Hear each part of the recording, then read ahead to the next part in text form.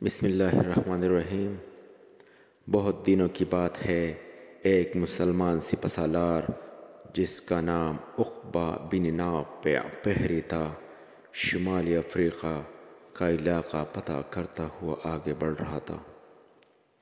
دشمن کی فوجوں کو لتاڑتا ہوا وہ اس علاقے میں پہنچا جسے اب تیونس کہتے ہیں۔ تو اس نے خیال کیا کہ مجاہدوں کے آرام کرنے کے لیے یہاں ایک چھاؤنی قائم کی جائے۔ چھاؤنی اس بستی کو کہتے ہیں جہاں فوجوں کو رکھا جاتا ہے۔ جب عقبہ بن نافع نے چھاؤنی قائم کرنے کا فیصلہ کر لیا تو وہ اپنے ساتھیوں کو لے کر موزوں جگہ دیکھنے کے لیے نکلے، اور انہوں نے یہ بستی بسانے کے لیے ایک ایسی جگہ پسند کی جس میں گھنے جھاڑیاں اور درخت اگے ہوئے تھے۔ اس کے علاوہ جنگل کے وحشی جانور، شیر، چیتے، بھیڑیے اور گینڈے وغیرہ بھی بہت زیادہ تھے۔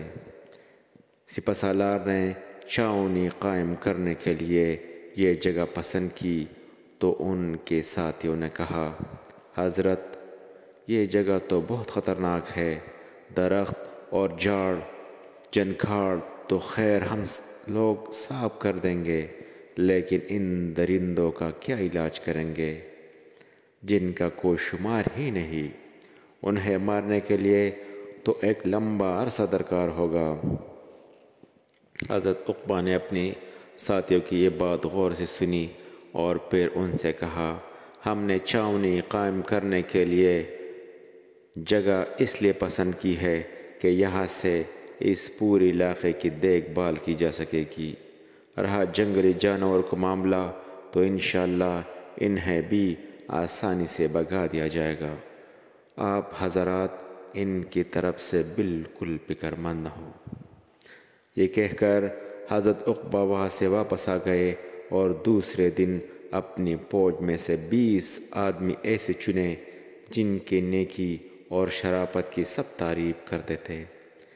یہ 20 آدمی وہ تھے جنہوں نے حضرت رسول صلی اللہ علیہ وآلہ وسلم کی زیارت کی تھی اور انہیں حضور صلی اللہ علیہ وآلہ وسلم کی محفل میں بیٹھنے کی عزت حاصل ہوئی تھی، یعنی وہ حضرت رسول صلی اللہ علیہ وآلہ وسلم کے صحابی رضی اللہ تعالیٰ عنہ تھے۔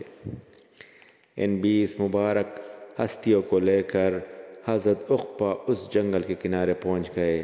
انہوں نے وہاں 2 رکعت نماز نفل پڑھی، پھر ہاتھ اٹھا کر اللہ پاک سے دعا مانگی اور اس کے بعد جنگل کی طرف رخ کر کے اونچی آواز میں کہا، اے جنگل کے جانوروں، تمہیں یہ بات معلوم ہونی چاہیے کہ ہم اللہ کے فوج کی سپاہی ہیں اور اپنے گھروں سے اللہ کے حکم کے مطابق یہ ارادہ لے کر نکلے ہیں کہ غرور میں بھرے ہوئے کافروں کا زور توڑ کر ہر جگہ امن اور انصاف کی حکومت قائم کرے۔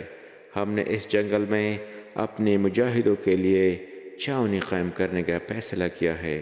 ہم تمہیں حکم دیتے ہیں کہ 3 دن کے اندر اندر اس جگہ سے چلے جاؤ۔ 3 دن گزرنے کے بعد تم میں سے جو یہاں دیکھا جائے گا اسے قتل کر دیا جائے گا۔ جانوروں کو یہ حکم دے کر حضرت عقبہ وہاں سے واپس آ گئے۔ اس کے بعد ایسا ہوا کہ جنگلی جانوروں نے ٹولیاں بنا بنا کر اس علاقے سے بھاگنا شروع کر دیا، یہاں تک کہ 3 دن کے اندر اندر یہ جگہ جانوروں سے بالکل پاک ہو گئی۔ اب مجاہدوں نے جھاڑی اور درخت صاف کرنے شروع کیے اور بالکل تھوڑے دنوں میں وہاں مجاہدوں کی چھاؤنی قائم ہو گئی۔ پھر یہ چھاؤنی آگے چل کر ایک بڑا شہر بن گئی جس کا نام قیروان رکھا گیا۔ یہ تاریخ اسلام کا بالکل سچا واقعہ ہے اور اس سے یہ بات ثابت ہوتی ہے کہ جو لوگ سچے دل سے اللہ پاک کا حکم مانتے ہیں وہ اپنی دلوں سے لالچ، بغض، حسد اور دوسری برائیاں مٹا کر نیکی پلانے کو اپنی زندگی کا مقصد بنا لیتے ہیں۔ جنگل کے وحشی جانور تک ان کا حکم ماننے لگتے ہیں۔